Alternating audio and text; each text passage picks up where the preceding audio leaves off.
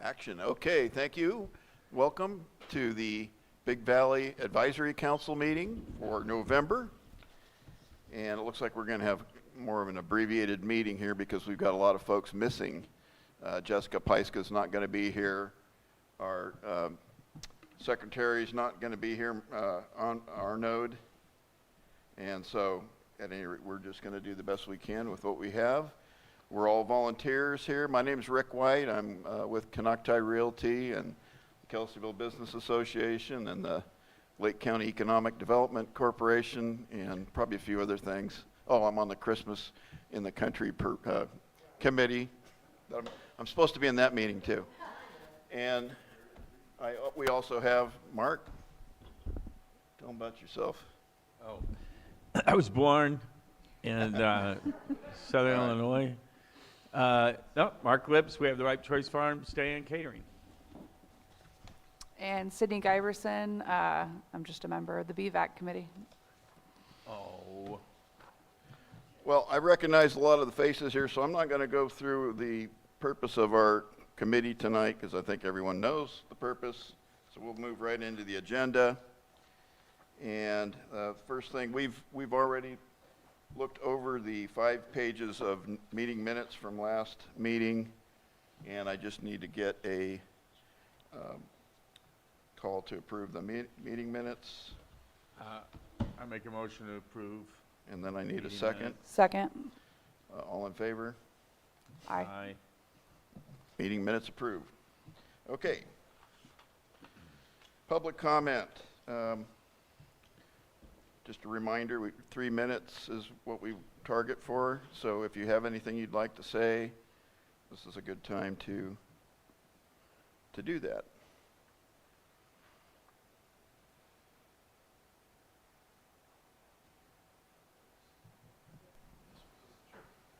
Anybody want to make some comments? Yeah, come on up to the mic. Yes, you do, Trina. Introduce yourself and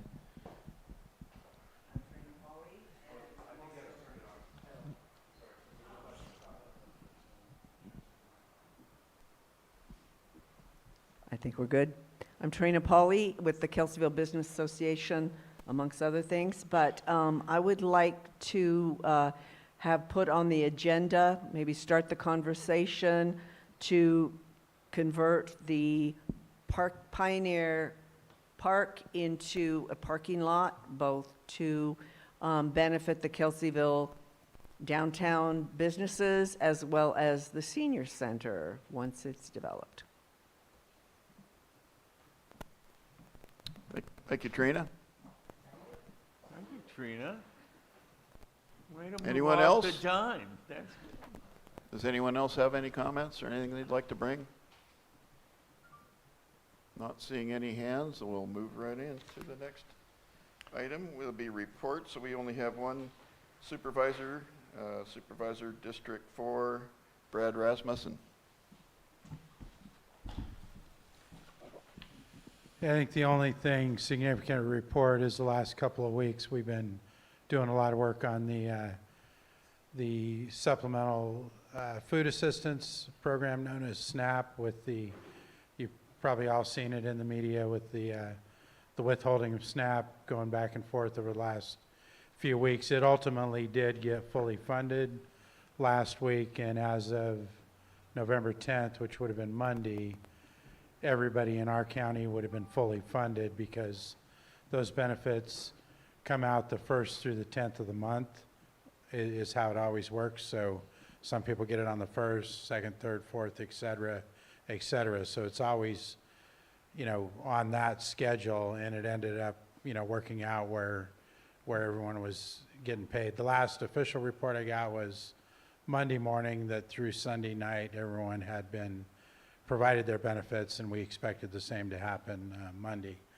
So, and then of course the government is still, hopefully this week it'll get opened up. I know there's stuff going on. I haven't seen the media today, but I don't know that there won't be other shutdowns, later. So this food assistance is always going to be an important topic because we're just not sure what's going to happen in the future. So we are working on other avenues of trying to keep helping our local food banks and food pantries.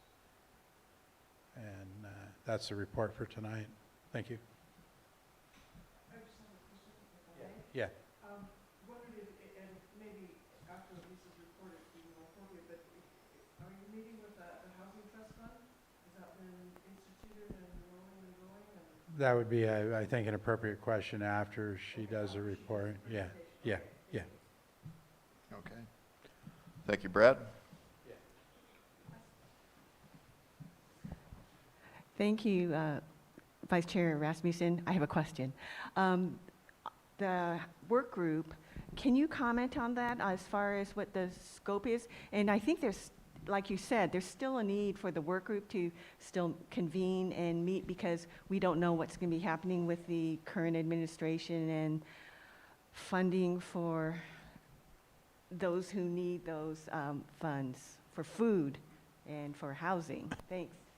Yeah, I think what you're talking about is the ad hoc committee. I cannot give you all of the details of it because I ultimately did not get assigned to that. That's actually Supervisor Pyska and Supervisor Sabatier.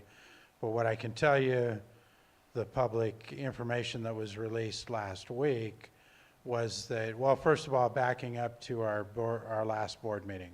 We didn't meet yesterday, but the one previous, we took an action to provide $80,000 in supplemental fund and general fund money to help provide food benefits in our county. And the way that that money was decided to be used by the ad hoc group was that about $10,000 would be used for MREs to go in the peer centers, and the other $70,000 was given to the Redwood Empire Food Bank, who would purchase $70,000 in food and then bring that food to food pantries and food banks in Lake County to provide them with some extra supplies. So that's the only official information that I can share from that group, and it'll be on the agenda again on the 18th to have a follow-up discussion about it. So there'll be more information there. Hopefully that answers the question. And I apologize, I forgot to ask if there's anyone online that had any questions. No questions. Okay, thank you. All right, we will progress on to the next item. Lisa Judd, she's the Deputy County Administrative Officer for Housing and is here to talk about Housing Action and Implementation Plan. Thank you for having me here this evening. I'm glad to be back again. And the Housing Action and Implementation Plan took us about a little over a year. We worked with our consultant PlaceWorks. We worked very closely with Community Development Department, Director Maria Turner, and Deputy Shannon Walker-Smith that was here previously. Were an integral part of this. Really, this project it's a comprehensive manual, and it is not just for a certain sector of housing, but the full spectrum of housing, everything from affordable housing to moderate income housing, rehabilitation, really the full spectrum here. And the components you can see here, if you had a chance to look at the HAPE, it is a long document, but it is broken out in chunks, so you can really kind of get an idea if you're curious. One of the first things that we did was look at community engagement. So we started by talking to the community and finding out, what their feedback is as far as housing goes. So that community engagement as well as the analysis. So we had to first, what are our statistics, what are the stats that we have currently, and then kind of looking to see between the community engagement piece and our stats and what are the gaps that we need to fill here. And that led us to our goals and strategies. And then into the action steps. One thing about the HAPE that I really like is that it is like a playbook. So It is not something where maybe every strategy will be employed, but when opportunities arise, so it can be flexible and there are strategies there to reach our different goals that we have. In addition to the HAPE and that piece of it, there's also an online interactive web map. I will say that you're more than welcome to check it out. It does run a little slower than I think we're used to in this day and age where it's instant. It has a lot, it's a very powerful, you can refine your parameters for what you're looking for. We really designed it a lot for anyone, but especially developers who are looking for certain criteria if they want to look at Lake County for coming into and building. So again, our community engagement was an integral part of what we did here. We did all of the LAP meetings, we did GPAC meetings, we did booths at the fair, we did the Blackberry Cobbler Festival, so we really tried to, I love your ringtone. We really tried to really get into all the facets of the community. We did a Spanish speaking, environmental justice, economic development, ag. We had a very high turnout for ag. So we really did a deep dive in getting that engagement, and we also did tribal engagement as well. And if you're curious, there's a whole section on the community engagement and how we got the feedback that we did in the community. So kind of on the gaps analysis, after we looked at the different things, these are the different things that we're looking at. There were a lot of interesting things. You're welcome to peruse this. One of the things that I thought was interesting was that we have such a high percentage of people in our county that are 1 to 2 person household. I think it was like 68% of owner or renter and then 72% or something. So we really have a high need for those 1 to 2 person households. So there's a lot of interesting trends and things that were in the HAPE. And again, because we're not going to be here for 400 pages worth of presentation, it's an overview here, but definitely all the details are in that. In the housing gaps, there are a lot. Housing's a big lift right now, and it has been for a long time. Really, that I think we all know that we have an aging housing stock. We have issues for rehabilitation. I know that code enforcement is going to be having a new position where they're going to go out into the county. So we need to have a rehab program that's out there so that if they find safety and health hazard issues, that there is a resource for those folks. So that is something we're looking at. And again, there's need for housing of all types, veterans, for seniors, for disabled. There's an entire array of folks that we really need to focus on. The unhoused population, and then one of the things that we're looking at is, especially with fire and the different things, is looking at infill sites. So we need to really make sure our infrastructure is in place, make sure that we can use what we already have, and really focus on how can we incentivize infill. One of the tough ones, some of these are not so easily solved, and insurance industry and coverage is a huge factor with housing, as I think everyone knows. And I wish I could say that we had this magical fix for that, but we do not. But it is something that we need to look at and see if there are any steps that we can take to mitigate and change that going forward to at least help in some small way.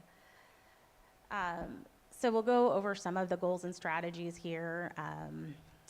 These are not in any particular order of importance. So just because this is goal 1 does not make it the highest priority by any stretch.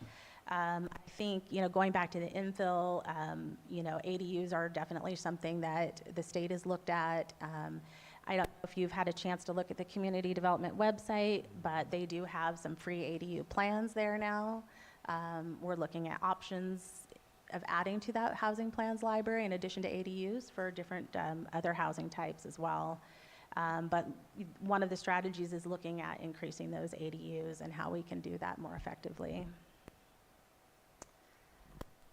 And we also have other things, obviously the unhoused population. We heard here, I know last month when I was here, it was quite a topic of interest. And so that is something I've had a lot of experience with in my past as well, and we're looking at different types of strategies to help for that. Small lot residential development throughout the county, working to build a variety of residential options.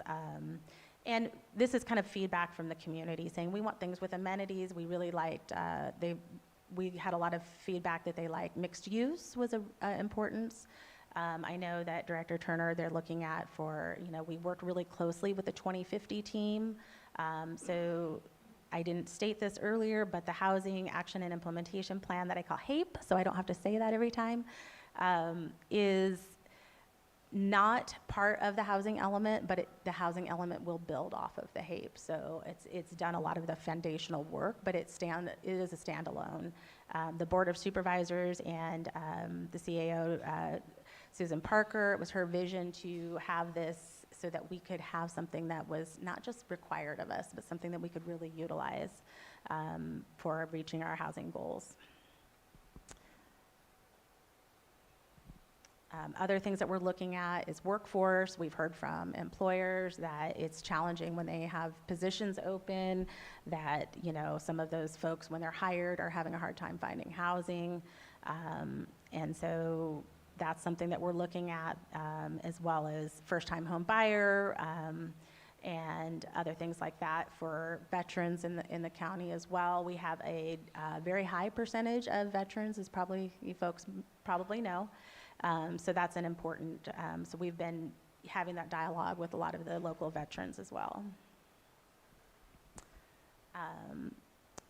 Again, talking about seniors, we have a high percentage of seniors, more than most counties, and that is something that we need to take into account. This one on Strategy 1.9, when we started this project, the VAC program was something that needed to be looked at very seriously. And in the meantime, we have changed, I don't know, I'm assuming everyone knows, but maybe not, that we're going to a regional housing authority model. And I think that will really help our voucher program. We only have I think it's just a little over, don't quote me on the number, but 200-ish, a little over 200 vouchers, which is very, very low for a county our size. So I'm glad to see that we're moving towards that regional housing model. So this just goes into, using the GIS system to continue to update our inventory. We do have a sites inventory analysis of very comprehensive that we're looking at and refining and creating those opportunities so that we can, with our jurisdiction. So in the HAPE, this was not just a County of Lake thing, it was also a collaboration with Clear Lake and Lakeport. So I think that's really important. I know that we had a question about the Housing Trust Fund, but one of the nice things about our Lake County Regional Housing Trust Fund is that it opens up those conversations because Clear Lake and Lakeport also sit on that administrative board. And just having those conversations, like what are you doing for housing, all the collaborative work that can be done there has already been beneficial. I knew I should have brought my drink. I was like, wow, I'm not used to talking so much. So next we have encourage and facilitate infill development, which is something that we spoke about, or I spoke about previously. So we're looking, thank you. So we're looking at fire safe areas and integrating fire safe measures and things like that we can do for developing those housing policies. It just makes sense. We're building towards that infrastructure and resources and transportation. We did hear a lot from the community saying that they would like walkable and bikeable communities, so really like that aspect. One of the other interesting things I heard from the community were, we want to keep our rural character here. We don't mess with that. And the ag community was very vocal about letting us know also that don't touch our ag lands, so we definitely respect that. So I think this is a lot of this came with fires. We have issues now in the county where people have left, and so we have this checkerboard effect of lots where Now it's overgrown and things like that. So there was this idea of looking at a strategy for a land trust. I went to a rural housing summit last week, and there was a whole thing on community land trust. So I'm kind of investigating that and have some good resources to, have some ideas for that. And then, as I mentioned earlier, rehabilitation is a huge, huge need and a huge lift that we're trying to work on. Supporting the programs that we already have, as well as, looking at a whole new rehab program that has the capacity to assist with these repairs. We have an aging population. A lot of them have homes that are not able to make those updates, or also along with this would be ADA, as well. So if they need those ADA features. This brings us to mobile homes. I would love to say that this is an easy fix, and this is one of those that's going to be a complicated strategy as well. But we know it's a real problem here, and we have so many more mobile homes than a lot of counties, and as they're aging, they're becoming dilapidated, or they own the structure and they don't own the land, and the land rent is increasing. So there's a lot of issues around mobile homes that we'll be looking at as well. There's a big push in California, as probably many of you know, to streamline and make our processes more effective. So we're looking at all of the different ways we can do that, fee reductions, how do we communicate better, and all of that. We're looking at, I think Director Turner and the 2050 team, we're getting ready to do some changes. So we're looking at the different, amending the County of Lakes zoning ordinances, creating incentives, and in that way we can prioritize the type of housing that we want to see first. This is just basically talking about the different appendices that we have. So if you want to have a kind of a deeper dive into those areas, that's what those are. The sites analysis was it was a huge effort, and we're still refining this because there was a lot of information that we couldn't update in the time frame. But it has already been extremely helpful internally to find if you're looking for different criteria for housing sites. And again, as I mentioned, there's an interactive web map, and I welcome you to go ahead and look at that. And I would strongly encourage, it's not as intuitive as one would think, so there's a directions. Very helpful to read the directions first, having done it firsthand. This again is talking about the GIS and the different things that we have here, and kind of adding to the different things that you can refine here. The things that are the layers are embedded with, hazard constraints, utilities, proximity to amenities, community growth boundaries, so much. So that's why it takes a little bit longer, because there's a lot. It's a really powerful tool to find a lot of information out. But again, we're looking at refining that as well. So when we're looking at refining, we're looking at different types of things and how do we prioritize. And so some of the factors that we're looking at and considering are parcel sizes, what's undeveloped. Obviously, we don't want any ag land. We need to be careful for resource conservation, open space, tribal considerations. What is government owned? That's helpful too, so that we know if we can use land. We don't want it to be in a hazard area, all of those kinds of things. And then for tax credit allocation, which helps for funding from a developer standpoint, how does that fare on a competitive basis? So all of those things are considered as well. So we have potential housing sites here, and this is just one of the charts that's here.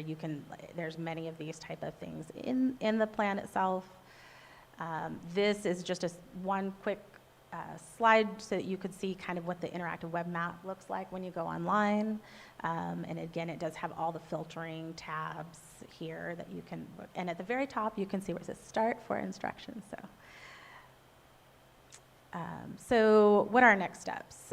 So right now we are looking at, what do we need to tackle first? Because there's a lot here. We're looking at near term, 1 to 5 years, midterm, 6 to 10, and many of these are just ongoing that will be continuing. In the upcoming year, our first lift will be completing that housing sites and identifying the most suitable sites so that we can help promote those in different ways. Creating a developer-friendly atmosphere and attaining a pro-housing designation. So we did also have a lot of communication with the developers and kind of saying, what is it that would make you want to do business here in Lake County? And so we got a lot of feedback. They want to know everything up front before they're building, and then are told that they have requirements that they weren't aware of. They would like to have a point of contact so that they're not navigating all the different things at the county or city levels. And so we'll be working on that. We're in the process, Ben and myself, for econ and housing, of doing the housing web pages as well as the economic pages, so that will give information. And again, creating that housing rehabilitation program.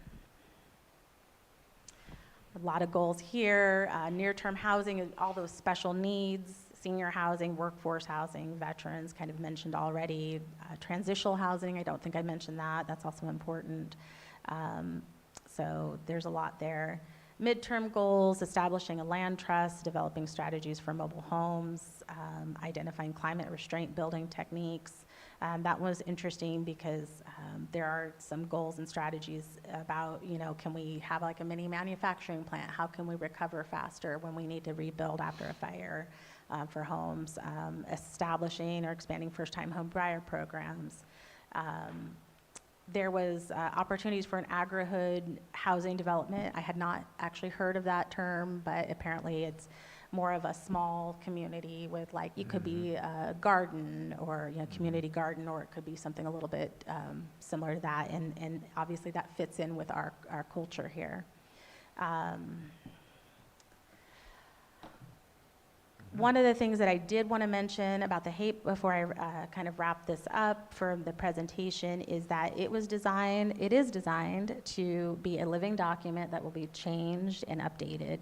It is not meant to be something that is shelved and collecting dust. And we are already working on a revision. We're doing some definitions for some of the terms in the HAPE, as well as Supervisor Peiska mentioned, having more climate and disaster goals and strategies. So we're working on those currently as well. And we've had some really exciting kind of ideas regarding that. So I look forward to, having our first update in the near future. And that's my part, and so I'm open for any questions that you may have.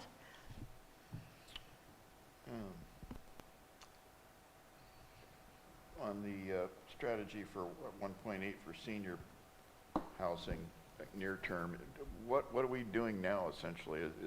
So if there's a senior that needs housing, is there some place they go to seek help or to help find something? I don't know all of the resources for, like, the senior centers may have something, or like social services. I know that they have resources that you can have. One of the web pages that we're doing right now is housing resources, and there's a tab that's just for seniors. So probably 'cause social services has most of them.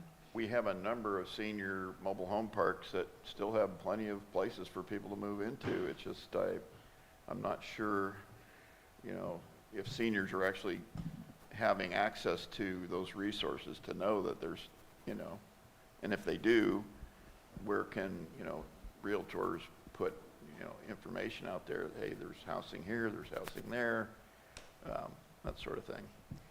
I think that's an excellent idea. It's something to take into consideration, like with our web pages, for example, and we have that senior, we could add something on there. So if local people are like, hey, we have vacancies, and I think a lot of it is just that communication. I remember even with Clear Lake, when they opened up that new 102, unit complex, they were like, we need, they needed farm workers. They needed, they had a segment that needs filled. So sometimes it's just getting that information out. I know social services talked about veterans. They have B.V.A.C vouchers that they can give out that they still haven't filled. And so we know there's veterans that need housing, and we know that they want to give them out. So yeah, I think it's sometimes about connecting those resources. Yountville has a decent veterans housing. I wonder why could we not find a place to put something out here in Lake County? Excellent. Supervisor Owen actually mentioned that to me, and we were looking at doing a little field trip out there, so, good. and checking Oh, them that's out and great. having that conversation as far as like, okay, what works, what hasn't worked, you know, and getting that information from them. Also, you know, you mentioned the agri-hoods. That's being done in places, and it's basically small homes that are just small communities. They might even have a small general store as well as community garden and all of that stuff. And To Mark's point, I was thinking about it because I think that it's something that they're doing in the Bay Area as well. And I think what in that instance, on a little bit grander scale, what they have done is create these beautiful tracts of homes that are right next to and right in the vineyards. And they've created trails and such that go through so that the vineyard is basically in your backyard. mhm. And it, certainly makes for a lovely, everybody kind of gets to do what they need to do in a small amount of space. Mhm. You can build some homes in my vineyard right now. Mhm. The other thing, I know in LAPAC, we talked about the mixed use is, I know another community down south took the second floors of some of their retails and developed them and turned that into living space. And that created a pedestrian society for the businesses on that street, on Main Street and surrounding area. So I don't know what you might know as real. I mean, what is on top of a lot of these? Their apartments already? Pioneer Plaza has one or two, and Okay. Oh, so maybe they're already set up that way. The couple people that I talked to was, was just storage. Like the brick, I guess, is just storage, right? Or, I love those kind of projects. you mixed know, use. but, maybe there's some sort of grant to come in and develop those. And then, lastly, when you say incentives to developers, what is that? What I would mean, be It would be a tax or- program, it could be anything from a reduction in certain types of fees, or, if they, let's say, are helping infill, there could be, something that we prioritize, we would put an incentive to make that a little bit more lucrative for them. I'm So we're still curious kind of if- looking at the different possibilities of what those incentives would be. I'm curious if, and there may not be anything to say, but if there's any kind of a economic package that could be put together, sent to developers out of county, talking about why you should come and develop in Lake County. What are the benefits of developing in Lake County? I know that sounds like Chamber of Commerce or I in suspect economic Ben will probably be development, but maybe touching on that's- that. Maybe that's in your wheelhouse, I don't know, Yeah. but. Oh, we got a question?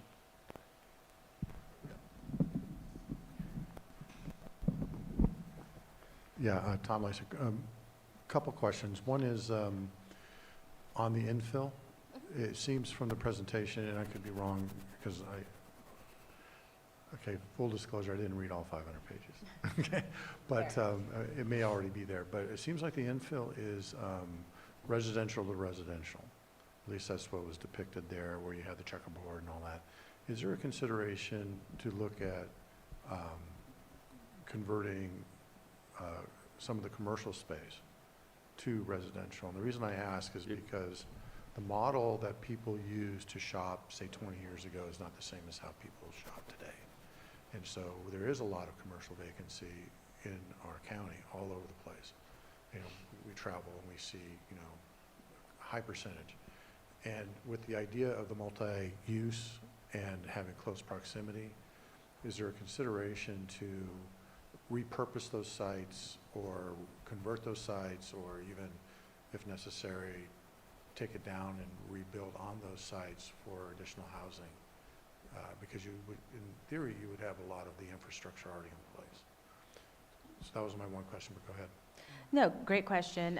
One of the things that they're looking at as far as working with the HAPE and the 2050 team is the rezoning, so like many of the C2 are gonna be residential so that there could be mixed use. So we have taken some of that into consideration so that there would be more opportunities for commercial mixed use. So a really good point though, because I know that's been done in a lot of communities as well. Yeah, I think it's, I mean, if, I'm sure there are businesses that would love to come in, but they're just not gonna use that site. It's just not suitable for the way things are done. But it could be ideal for housing, either single, multifamily, apartment, what have you. The other question I have is more along the line of the overall plan. You mentioned like 1 to 5 year goals, 5 to 10 year goals or whatever. When can we expect to see some metrics on that? So for example, we have so many people that are, say, unhoused in this particular category in 2025, and our 5-year plan is to reduce that by, you know, pick a number, 10% or 15%. If you're gonna set a goal, usually it needs to be measurable. And so I was wondering, when can we expect to see those targets that we as a county can work toward and then report on? You say, hey, we set a goal for, you know, 3% per year or 5% per year. How did we do? And if we met it, great. If we didn't meet it, well, why? Well, what do we need to do better? Mm-hmm. When can we? Is there a roadmap for that? Well, what I would say is it's a complicated answer because there's so many variables right now that we couldn't possibly know, including funding and grant opportunities and federal funding. But having said that, we do have something you're probably aware of because you're very aware of what's going on in the community. The Regional Housing Needs Assessment does already have kind of like, they tell us how many units of housing that we need to have in the different categories, and they've increased the different categories. And I know that I believe every 8 years they do that. I think our number last time was 1,905, and there's only a draft, so it hasn't been published yet, but it's looking closer to 2,500 units.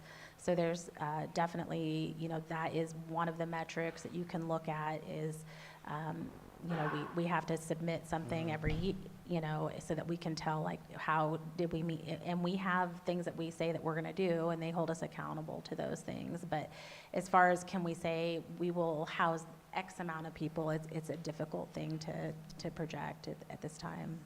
Okay, so when you mentioned on your slide the goals, Mm-hmm. what would be the output that we could expect to see if you set a goal and a target? I'm assuming there would be a target. So I'm just curious as when, I know it takes time, I know it's complicated, but I would imagine if you're gonna have 1 to 5 year goals, you should have an idea what that's gonna Right, look so right now, we're working on the framework for getting these things started. So the HAPE, obviously, the Housing Trust Fund, changing the regional, to a regional housing trust fund model. So all of those things establishing, so goals and metrics that you're looking for. It could be establishing a rehabilitation program. It could be, you know, having, one of the things that we find is grant opportunities when they come up. They want a shovel-ready project, which is a tough thing to have because they're like not shovel-ready until they know there's money, and then, well, we need the shovel-ready project, but before we can get you the money. So we're working on a strategy with the Housing Trust Fund so that we can put out a notice of funding opportunity, for example, so that we have some of these projects in the pipeline so that then we can pair those grant opportunities when they come up so that we're ready to go. So we need to position ourselves strategically so we can take advantage of those kind of situations. So, Okay, thank you. thank you. I had a question about the vouchers that you were talking about, and I assume that there may be a variety of vouchers. And when you spoke about it, you had a picture up there about the apartments that are around the block from here. Are those apartments accepting vouchers, and how does that work? So what I will say is the photo was used because it shows the pre-development and the post-development. However, having said that, vouchers with our current program can be used for anywhere in the county. So certainly if someone had a voucher issued to them, they could use it there. And those vouchers, you know, they don't stay with the units. However, going to the regional housing model, they have something called project-based vouchers, so potentially that would help development come into the county, because what happens with those is that investors and developers really like those because they have a guaranteed rental subsidy. And so what happens with that is if you can get project-based vouchers, then you can get developments coming in, and they stay with the unit. It's a little bit complicated because they stay with the unit, but there are caveats that if you're there for over a year and there's vouchers available, oftentimes that person could take a voucher and go somewhere else, but they're always with that unit. So having said that, my hope is that going to that regional model will allow us to get more development here with those project-based vouchers, especially for like our seniors and things like that. Was that particular apartment complex, was that a federally funded or state or local or? I don't know all of the details of that particular complex. So, I mean, I'm certainly happy to look out for it and get back to you, but I don't know the details of their funding. It's often complicated. I worked for RCHDC in the past, and sometimes the different subsidies would be several layers. So it could be USDA, it could be, you know, home. I mean, it could be, you know, a myriad of different requirements, which is kind of what developers have to go through now in order to get things done. And it's a lot for those developers because it's a lot of audits from all the different things and following everyone's rules, and it gets pretty complicated. But yeah, I'm not sure what the particulars are on that project. Thank you. One last question is, you mentioned the Housing Trust Fund, if you could speak to that. Sure. The Lake County Regional Housing Trust Fund was established last December, and there's an administrative board for that. A lot of times the housing trust funds, the nice thing about housing trust funds is they are a little bit more flexible with the use of their funds, and we have the ability to prioritize what type of housing we want to use with that. We're currently kind of an infant housing trust fund, so we don't have like some of the Bay Area large, you know, millions of dollars at this point, but we do have funds in there that we'll continue to add to over time. Again, our partners are Lakeport and Clear Lake are on that administrative board, as well as Director Turner and CAO Parker are on that board as well. In addition, we're doing you may have heard, because apparently there's a radio ad that I did not know actually was going on. But for our Board of Trustees, we're currently recruiting for that. There are 3 public seats. And we are looking for, you know, to kind of fill some of the gaps that we have there. And those will help they will follow the administrative guidelines. We do have administrative guidelines for our Housing Trust Fund, and we will use those to make our funding decisions. And again, we're hoping to use this as well as, you know, to get those projects that are in the pipeline. Usually housing trust funds, there's a variety, and they have a lot of different types of housing trust funds out there for what they do with it. But a lot of times it's like they fill that 10% of the capital stack when they're doing a big development.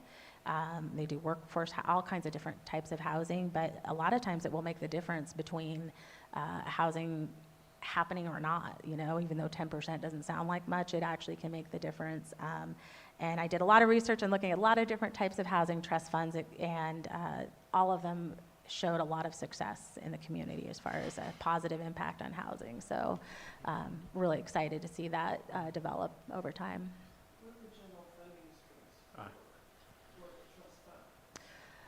So right now we have $1 million from our ARPA funds, and the general fund, $1 million was from that as well.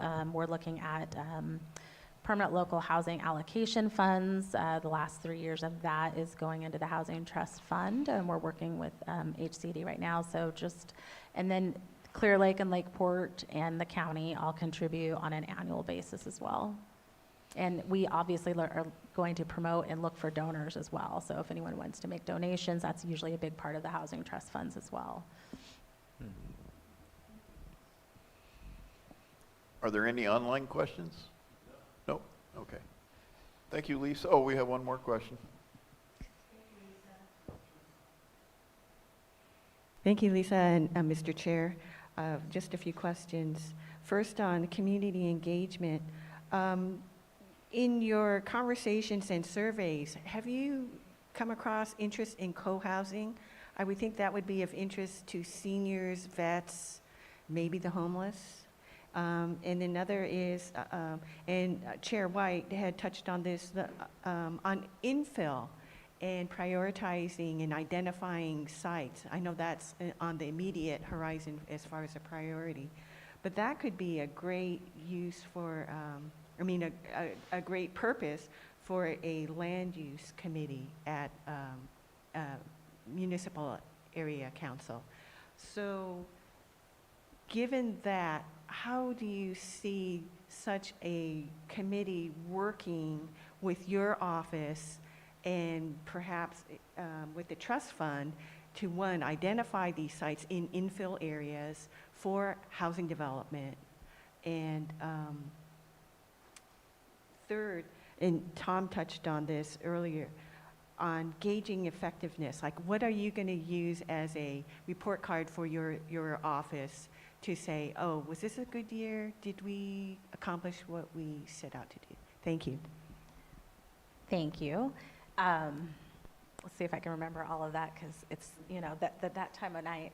But I think your first comment was regarding co-housing, and I think there were some comments, not a lot, but there were some suggestions along that line, and that is definitely all things that we can look at for solutions are going to be looked at, so that's something we can look at. It does get complicated. I will say, if anyone has ever done property management, it can get very complicated.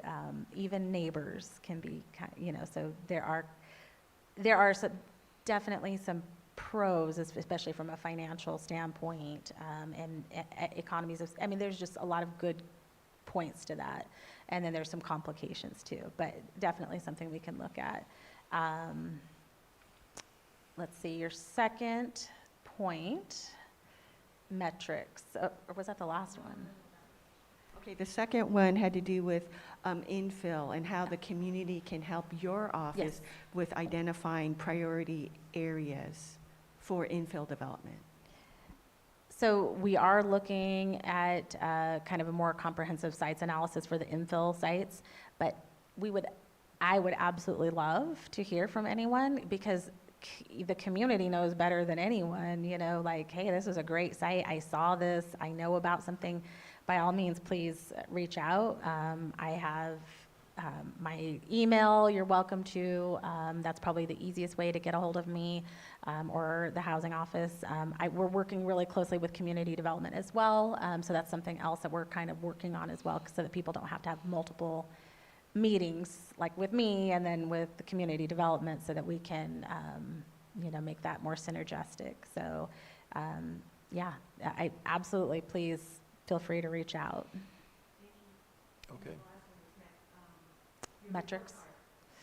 I like the report card, and I will definitely give that some more thought as far as how we can quantify that. And I do agree, it makes you feel really good too, also when you get closer to those goals. And I'm a kind of a challenge, goal-oriented person, so I really, I think that's a great, something that we'll have to look at. But definitely those metrics of saying, even though they're not quantifiable in, like, we have produced 500 units here, but we can definitely say we've established the Housing Trust Fund. We have, established a rehabilitation program. We have, implemented different steps. So there are definitely things that we should look at and quantify in that way. Thanks. Okay. Thank you, Lisa. Thank you. All right.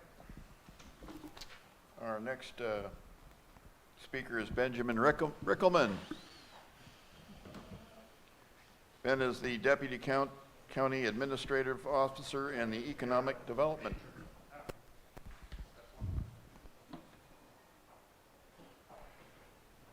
Good evening, Ben Rickelman. I'm a Deputy County Administrative Officer with Lake County Government, primarily work in economic development. I was just going to give a quick rundown of some initiatives we're working on. I'm going to start with the Community Development Block Grant application. And I think it's a great place to start because speaking here actually helps with the application, with community engagement.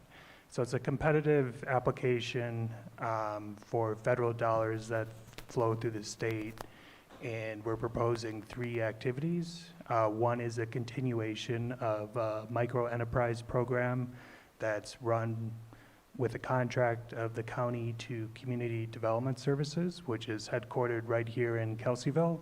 Jeff and Andy Lucas, I'm sure many of you know. So that's no cost, business services, one-on-one consulting. They also do one-off classes, and they also have a cohort program.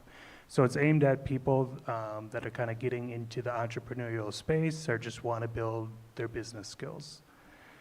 Another one is there is a revolving pool of capital for low-interest loans, about 1%, and they can be long-term for small businesses in Lake County. So another portion of this funding would go to recapitalize that. And then a new component, if we receive this funding, would be a facade improvement program. We would still need to decide the geographies of where this could apply to, but it would basically be for small businesses to, they would just put a little skin in the game, but it would mostly be a forgivable loan, and then it would be capped at a certain amount to do improvements to their facade, kind of facing the public right away. And there'll be discussions with the board, kind of what geographies we're going to target, because you want some positive energy to feed off one another, but we also want to be equitable for serving different parts of the county. So figuring out a balance there. Speaking of incentives, went to the board in October to talk about a fee deferral program. So the idea is to set up a revolving fund. And basically with development, it'll help. They will just have to put about 20%, maybe 25% upfront. And then once they receive their C of O, the certificate of occupancy, or they, it's been so many years, then they'll have to pay the rest. So it enables development by pushing off a cost until they're generating revenue on the property. So there has to be future discussion about exactly what type of property type this would apply to, and then also, how do I phrase this? Basically, what type of fees this would apply to. So I think the most likely ones is sewer and water is a big issue here in Lake County. We sometimes have multifamily projects get stalled because of the sewer impact fees, and then there might be something with fire district fees.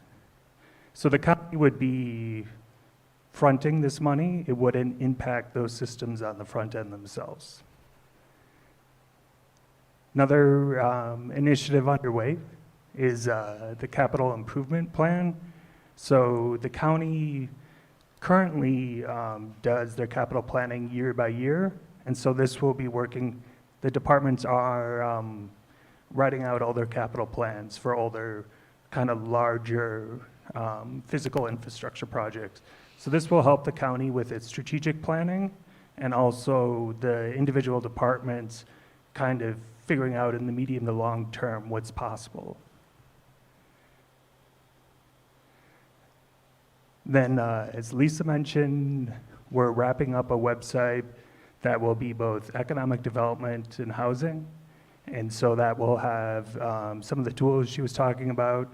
It will have business profiles. It will have a bunch of information on all these different resources for economic development.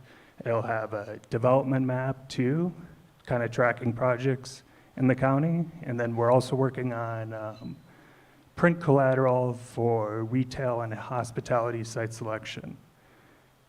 So working with developers from in-county and out-of-county for business selection and highlighting kind of different data and stories to sell Lake County.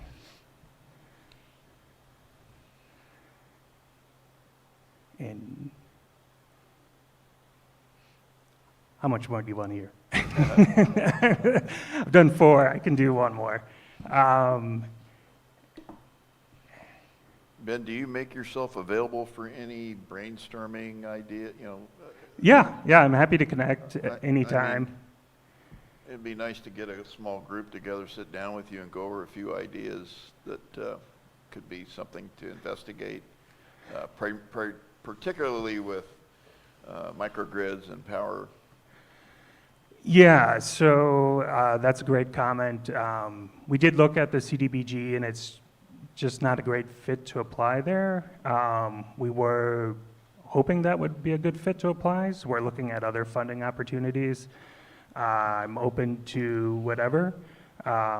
We are also going to re-engage with the community regarding, so there was the decision not to pursue joining Sonoma Clean Power, so maybe looking at another community choice aggregator, but also looking at different energy systems. Here locally, microgrids could be a great tool, especially with the different commercial corridors here, maybe like 1 or 2 megawatts. We know it's a major issue with the cost of energy here, so seeing what we can do to help mitigate that. Okay.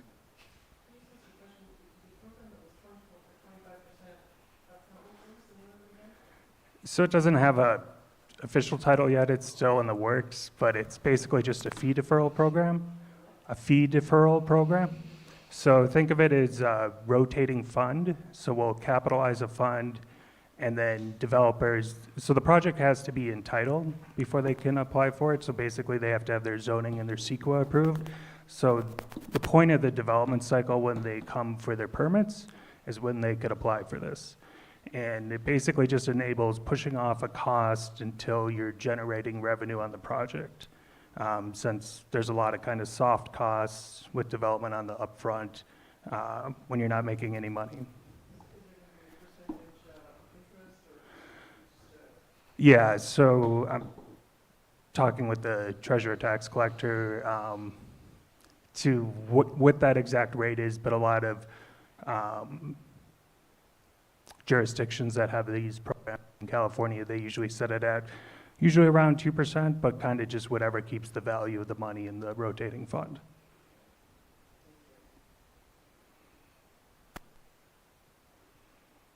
Yes.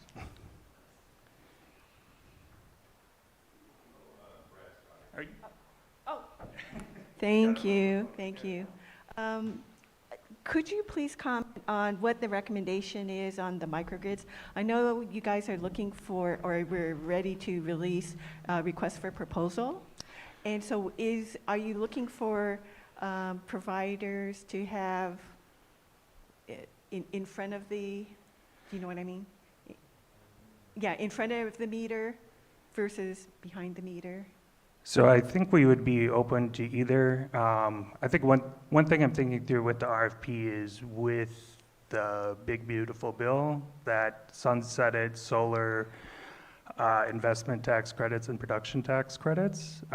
So that makes it more difficult. We were in talks actually with a company advisory that does a lot of school system solar arrays, and they were looking here in Kelseyville.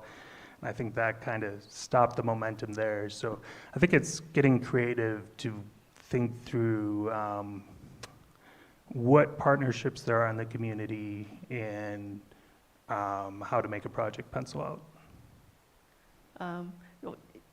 Just FYI, it works better for the business owner or the property owner if we have go into a microgrid where it's in front of the meter. Otherwise, it's PG&E who benefits the most. Yes, that's true. Oh, I'm sorry, the other way around. Yeah. Yeah. And then my other question has to do with the capital improvement plan. Mm-hmm. Yes, that's terrific that the county is being very proactive in planning out big expenditures to improve services and performance. Can you comment on what is the plan to, for the county in terms of solar power and to convert to solar power? At least its operations, the buildings that it's in. So you mean for county facilities? Yes, at least for county facilities. I can ask Public Services, so with the IRA, that did make it easier for nonprofits in public sector with the tax credits, and I think that kind of enabled with the courthouse, and so they were able to make that penciled in, forgetting the term, but it basically you don't need a tax liability anymore to get those tax credits and process it. So I can check with Public Services to see what else they're pursuing for other county facilities. Thank you. No problem. All right. Any online questions for Ben? Nope. All right. Well, thank you very much, Ben. Appreciate it. Thank you. And, Thanks for having me. I think before we adjourn, I just want to say we're still in need of a council member we have an empty seat up here. And so if you feel like this is something you want to do, there is a way to do that. And I think you can get an application through the county, right?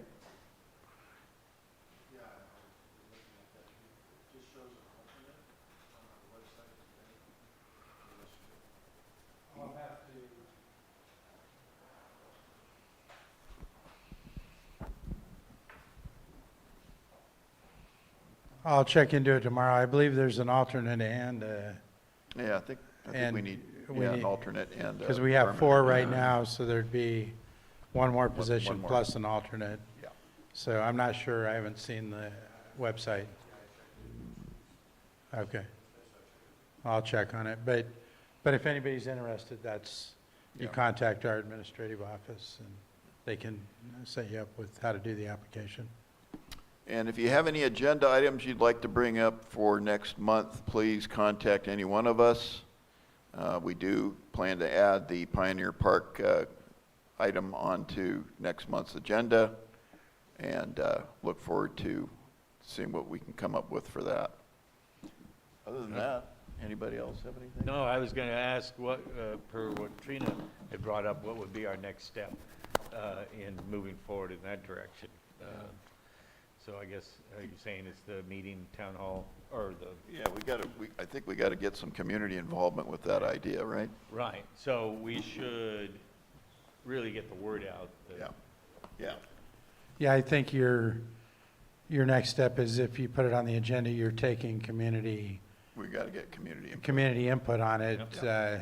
And then that would be something that you would advise us on what the community input you're getting, and then we could look at it from there, because it's a big process. I mean, there would have to be community, it would be community driven. It's not Right. something the county's just going to make a decision on without that Right. kind of input. Yeah, Right. Jessica brought it up, that, we just need to